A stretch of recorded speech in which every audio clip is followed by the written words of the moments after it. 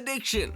It's the shadow we all carry, the silent thief of time, energy, and focus. Everyone has one, yet no one wants to admit it. It's not just a habit, it's the gift that keeps on taking, leaving us stuck in loops we don't even understand. Whether it's caffeine, TikTok, the hub, or mainlining Cheetos dust. We've all got that one thing we can't stop doing no matter how much it's wrecking our lives. But why? Is it because life is basically meaningless and our brains crave cheap thrills to cope? Maybe, but it's also science. Allow me to shed some light.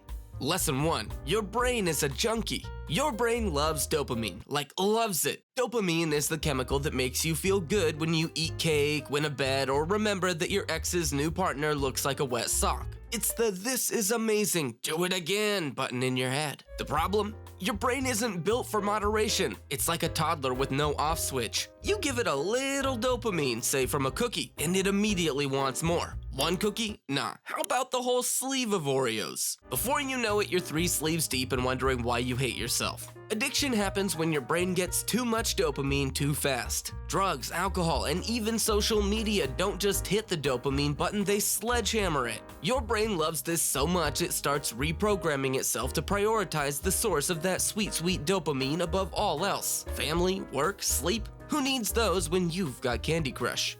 Lesson 2. Your brain's rewired like a bad renovation. Here's the kicker. Over time, your brain adjusts to all that dopamine. It's like, oh, this is normal now. So it starts producing less dopamine naturally. That's why nothing else feels good anymore. Your dog? Meh. Your partner? Who? Your favorite pizza place? Tasteless f***ing cardboard. Even worse, your brain starts to expect the addictive thing. It's no longer about feeling good, it's about avoiding withdrawal. You're not chasing the high anymore. You're just trying not to feel like a human dumpster fire. Lesson 3. Habit loops. Here's how addiction locks you in. It's a habit loop. 1. Trigger, you're stressed. 2. Action. You crack open a beer, doom scroll Twitter, or inhale a Big Mac like it owes you money. 3. Reward. Your brain's like, relief. Do this enough times and your brain starts automating the process. Stress, fear, bored, Twitter, sad, make heart attack. Breaking the loop feels impossible because habits are stored in the basal ganglia, the same part of the brain that handles walking. So quitting addiction is like trying to forget how to walk, but well, barefoot on Lego bricks. Lesson 4. Capitalism is in on it too. You know those slot machines at the casino? That's basically what social media is. Every time you refresh Instagram, you're pulling a lever, hoping for a like or a DM. This is called a variable reward schedule, and it's a psychological trap designed to keep you hooked. Even worse, the people behind these systems know exactly what they're doing. Ever wonder why Netflix autoplays the next episode? It's not because they care about your viewing experience. It's because they want you to wake up 3 seasons deep, covered in Dorito dust, wondering where your life went. Lesson 5. How to escape the void, aka overcoming addiction. Alright, so how do you beat this freaking thing? Hear me out, fellow dopamine zombie. Step 1. Admit you're screwed. Denial isn't just a river in Egypt, it's the first stage of addiction. You can't fix a problem if you don't admit it exists. So yeah, maybe you do have a problem when you can't go 3 minutes without checking your phone, or when your recycling bin is 90% wine bottles. Own it.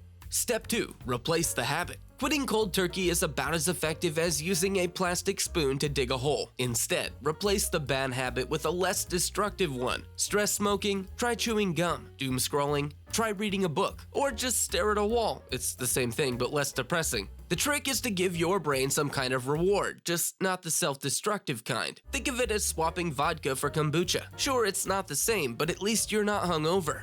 Step 3. Get a support group or a therapist who doesn't judge. You need backup. Addiction loves isolation, so surround yourself with people who will call you out on your nonsense. Preferably someone who won't let you spiral with, well, it's your life vibes. Therapy works too, but fair warning, your therapist will probably make you talk about your feelings, which is horrifying but effective.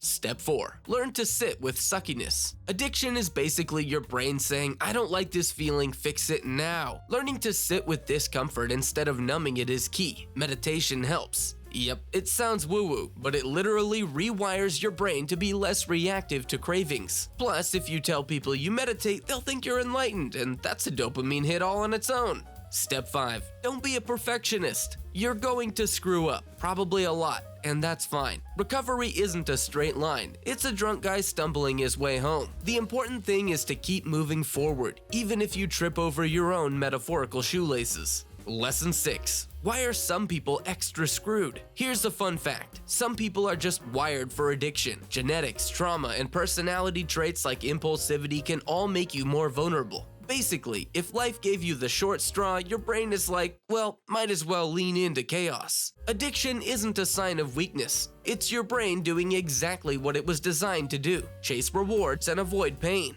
Unfortunately, your brain didn't get the memo about balance. But here's the good news. Your brain can heal. With time, patience, and a whole lot of willpower, those dopamine levels can rebalance. The things you used to love, friends, hobbies, sunsets, will start to feel good again. So yeah, beating addiction is hard, but you're tougher than you think. And hey, at least you're not as broken as your brain wants you to believe. Now go out there, kick addiction's butt, and maybe delete TikTok while you're at it. For real, your brain will thank you.